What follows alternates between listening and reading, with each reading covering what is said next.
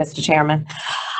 This hearing has brought together more than 50 people to sit inside of a closed-door room for hours while our nation is facing a deadly airborne virus. This committee has ignored common sense requests to keep people safe, including not requiring testing for all members, despite a coronavirus outbreak among senators of this very committee. By contrast, in response to this recent Senate outbreak, the leaders of Senate Republicans rightly postponed business on the Senate floor this week to protect the health and safety of senators and staff. Mr. Chairman, for the same reasons, this hearing should have been postponed. The decision to hold this hearing now is reckless and places facilities workers, janitorial staff, and congressional aides and Capitol Police at risk. Not to mention that while tens of millions of Americans are struggling to pay their bills, the Senate should be prioritizing coronavirus relief and providing financial support to those families. The American people need to have help to make rent or their mortgage payment. We should provide financial assistance to those who have lost their job and help parents put food on the table. Small businesses need help, as do the cities, towns, and hospitals that this crisis has pushed to the brink. The House bill would help families and small businesses get through this crisis. But Senate Republicans have not lifted a finger for 150 days, which is how long that bill has been here in the Senate, to move the bill. Yet, this committee is determined to rush a Supreme Court confirmation hearing through in just 16 days. Senate Republicans have made it crystal clear that rushing a Supreme Court nomination is more important than helping and supporting the American people who are suffering from a deadly pandemic and a devastating economic crisis. Their priorities are not the American people's priorities. But for the moment, Senate Republicans hold a majority in the Senate and determine the schedule. So here we are. The Constitution of the United States entrusts the Senate with the solemn duty to carefully consider nominations for lifetime appointments to the United States Supreme Court. Yet the Senate majority is rushing this process and jamming President Trump's nominee through the Senate while people are actually voting, just 22 days before the end of the election. More than 9 million Americans have already voted, and millions more will vote while this illegitimate committee process is underway. A clear majority of Americans want whomever wins this election to fill this seat, and my Republican colleagues know that. Yet they are deliberately defying the will of the people in their attempt to roll back the rights and protections provided under the Affordable Care Act. And let's remember, in 2017, President Trump and congressional Republicans repeatedly tried to get rid of the Affordable Care Act. But remember, people from all walks of life spoke out and demanded Republicans stop trying to take away the American people's health care. Republicans finally realized that the Affordable Care Act is too popular to repeal in Congress.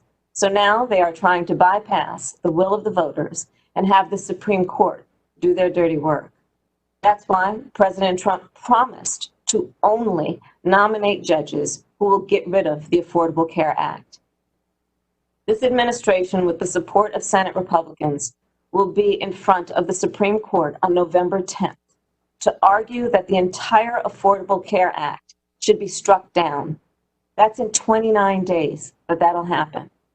And that's a big reason why Senate Republicans are rushing this process. They are trying to get a justice onto the court in time to ensure they can strip away the protections of the Affordable Care Act. And if they succeed, it will result in millions of people losing access to health care at the worst possible time, in the middle of a pandemic. 23 million Americans could lose their health insurance altogether. If they succeed, they will eliminate protections for 135 million Americans with pre-existing conditions like diabetes and asthma, heart disease, or cancer. A list that now will include over 7 million Americans who have contracted COVID-19. Insurance companies could deny you coverage or could sell you a plan that won't pay a dime toward treating anything related to your pre-existing condition. If the Affordable Care Act is struck down, you will have to once again pay for things like mammograms and cancer screenings and birth control. Seniors will pay more for prescription drugs, and young adults will be kicked off of their parents' plans. And these are not abstract issues. We need to be clear about how overturning the Affordable Care Act will impact the people we all represent. For example, Micah, who is 11 years old, and she lives in Southern California. So Micah enjoys being a Girl Scout and ice skating and reading and eating pasta and baking. Her mother says the only reason Micah is able to live her life as she does now is because the Affordable Care Act guarantees that her health insurance cannot deny her coverage or limit her care because it's too expensive. You see, Micah has a congenital heart defect. She goes to multiple specialists throughout the year and gets an MRI with anesthesia every 6 months. At just 11 months old, Micah's family had already hit $50,000 in medical expenses, and her biannual MRI costs were $15,000 a session. And so, correction, by 11 months old, her family had hit $500,000 in medical expenses. If Republicans succeed in striking down the Affordable Care Act, insurance companies will be able to deny coverage for children with serious conditions, children like Micah. And parents, well, they'll be on their own. No one should face financial ruin to get their child or their spouse or their parent the care they need. And no family should be kept from seeing a doctor or getting treatment because an insurance company says that the treatment is too expensive. In America, access to health care should not be determined based on how much money you have. Health care and access to health care should be a right. Micah and millions of others who are protected by the Affordable Care Act know this is fundamentally what is at stake with this Supreme Court nomination. And of course, there's more at stake. Throughout our history, Americans have brought cases to the United States Supreme Court in our ongoing fight for civil rights, human rights, and equal justice. Decisions like Brown versus Board of Education, which opened up educational opportunities for Black boys and girls. Roe versus Wade, which recognized a woman's right to control her own body. Loving v. Virginia, and Obergefell v. Hodges, which recognized that love is love, and that marriage equality is the law of the land. The United States Supreme Court is often the last refuge for equal justice when our constitutional rights are being violated. Justice Ruth Bader Ginsburg devoted her life to fight for equal justice, and she defended the Constitution. She advocated for human rights and equality. She stood up for the rights of women. She protected workers. She fought for the rights of consumers against big corporations. She supported LGBTQ rights, and she did so much more. But now, her legacy and the rights she fought so hard to protect are in jeopardy. By replacing Justice Ruth Bader Ginsburg with someone who will undo her legacy, President Trump is attempting to roll back Americans' rights for decades to come. Every American must understand that with this nomination, equal justice under law is at stake. Our voting rights are at stake.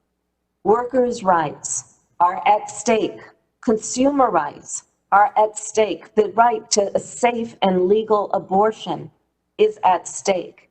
And holding corporations accountable is at stake. And again, there's so much more.